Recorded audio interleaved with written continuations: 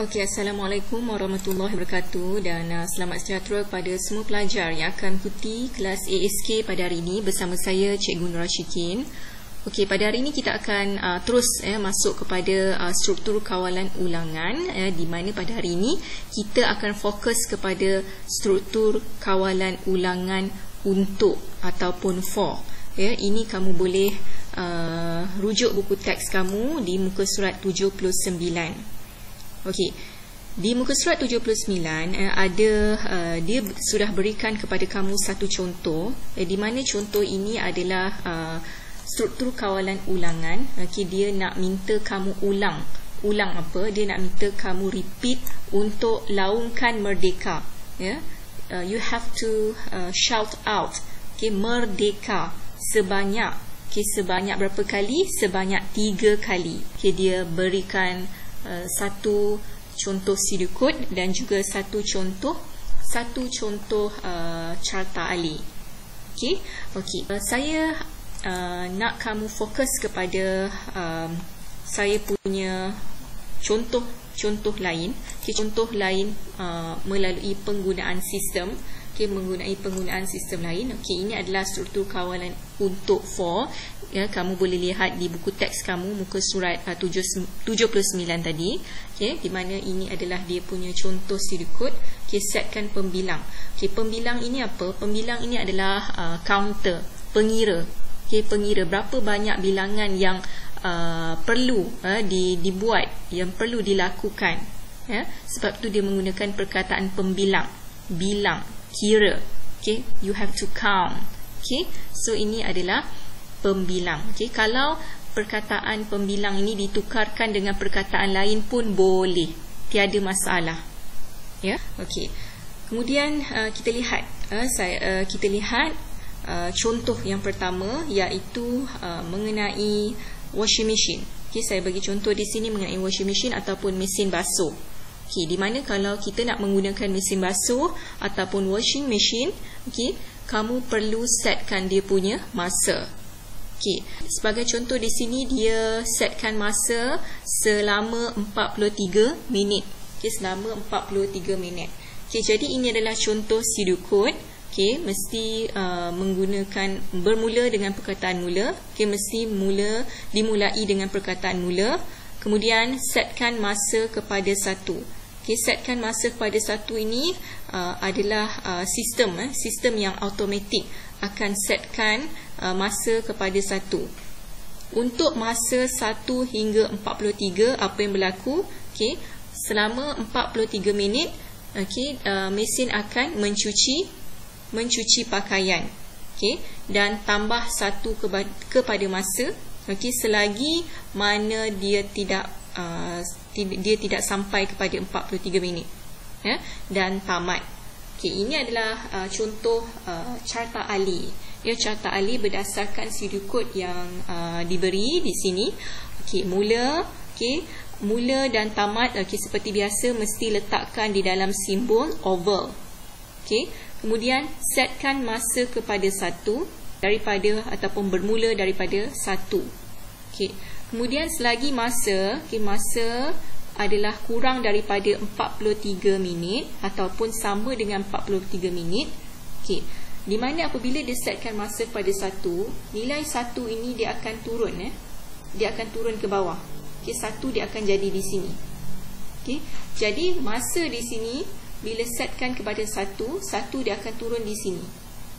Jadi 1 adakah lebih kecil daripada 43 ataupun sama dengan 43? Dia lebih kecil daripada 43. Jadi bila 1 ini lebih kecil daripada 43, bukan tidak, sebab 1 is less than 43. Yes. Apa yang dibuat? Sistem dia akan cuci pakaian. Bila cuci pakaian, ia adalah proses. Jadi dia perlu diletakkan dalam simbol 4 segi tepat ataupun rectangle. Dan tambah 1 kepada masa. Tadi 1 tadi, bila kita dah bawa turun di sini, kita perlu tambah 1 kepada masa. Jadi dia akan jadi 2. Faham? Saya harap kamu pelajar faham setakat ini. Okay, jika ada apa-apa persoalan, boleh anytime, boleh personal message saya. Okay, contohnya setkan masa kepada 1, saya ulang semula, setkan masa kepada 1. Jadi bila 1 ini sudah turun, 1 ini bila dibawa turun, okay, tambah 1, dia jadi 2. Jadi 2 ini pergi mana? 2 ni dia akan ikut flow ni, ya, dia akan ikut aliran ni. 2 ni dia akan naik semula ke atas.